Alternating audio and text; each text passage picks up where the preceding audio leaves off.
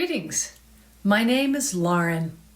It is a joy to introduce to you my friend, Dr. Jabbour, a distinguished professor with a doctorate in Islamics. I invited him to read to you passages from his book, Unshackled and Growing. In addition, a PDF version of the book in English is available to you for free on the website friendshippathways.com. You may also access past episodes there. I present to you the episode, God is One. God is one, or God's oneness, and the visit to our planet. The idea that God is one is central in Islam. It might surprise you that the Bible also teaches that God is one.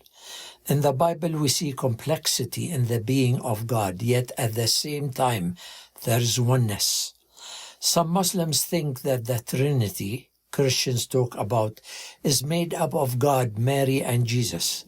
They assume that because Jesus is called the Son of God, that this means he was God's physical son. But the Bible does not talk at all about Jesus being the physical Son of God.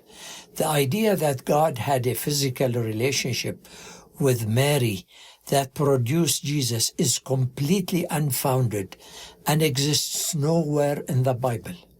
In fact, the Bible categorically rejects such thinking. The Quran calls this kind of belief shirk and blasphemy.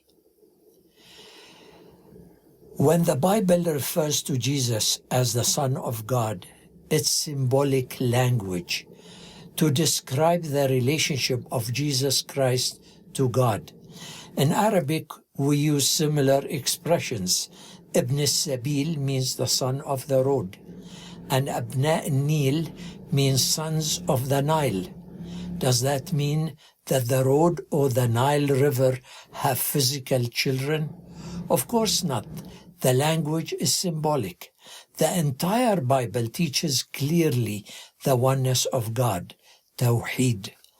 In the Torah section of the Old Testament, Moses wrote, "The Lord our God, the Lord is one. Love the Lord your God with all your heart and with all your soul and with all your strength."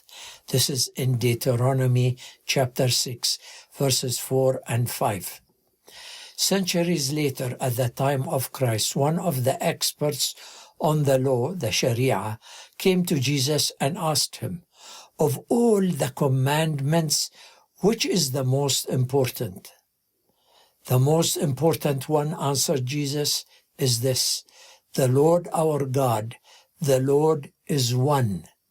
Love the Lord your God with all your heart and with all your soul and with all your mind and with all your strength.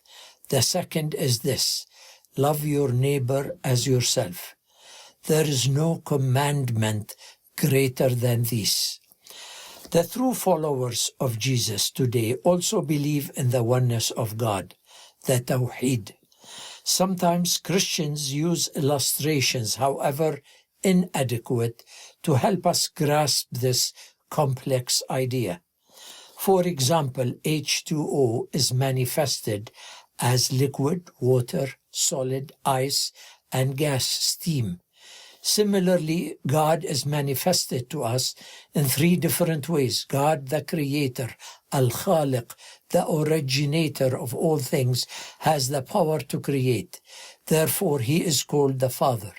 The very same God, not another God, has the power to speak forth his word, kalimatuhu, through Jesus Christ. In the Gospel of John, Jesus is called Logos, which is the Greek for word, kalimatuhu. The very same God, not another, has the power to give comfort and guidance. He is the Holy Spirit, who is called the Comforter. God the Father is for us, Jesus is with us, and the Holy Spirit is in us. The Holy Spirit is not a mere force of divine power. He is the very Spirit of God. When he indwells someone in a miraculous way, God himself actually lives in that person. The Bible does not talk about tritheism, three gods, but about triunity in the oneness of his being. It's not about God, Mary, and Jesus, but about the oneness of God in the Father, his Word, and his Spirit. It is God coming to earth in the person of his Word, Jesus, that we will look at in the rest of this chapter.